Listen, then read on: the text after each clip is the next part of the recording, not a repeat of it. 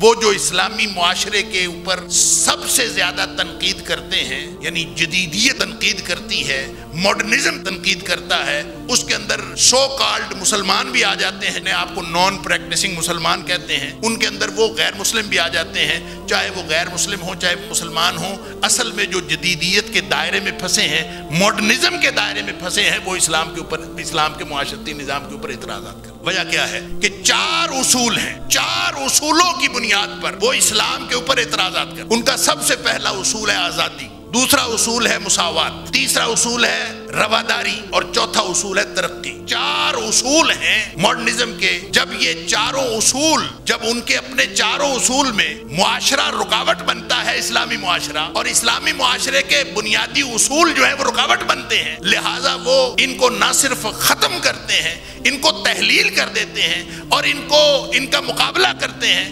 بلکہ اس کی جگہ پر ایک نئی معاشرتی صف بندی کی تشکیل بھی کرتے ہیں، نئی صف بندی کی تشکیل کرتے ہیں۔ یعنی ان کو یہ جو اسلامی معاشرے کی ہوئی صف بندی ہے، اسلامی معاشرتی نظام کا جو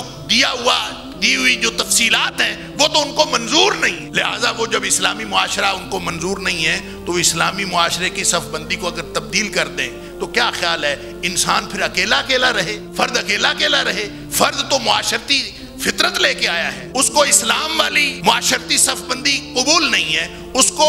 مسجد میں جا کے لوگوں کے ساتھ اکٹھے کھڑے ہونا قبول نہیں ہے، ان کو مسجد کو ایک مرکز دے کے اس مرکزیت کے ساتھ جڑنا قبول نہیں ہے، اس کو خاندان کی وہ جو لازمی اور جبری قسم کی جو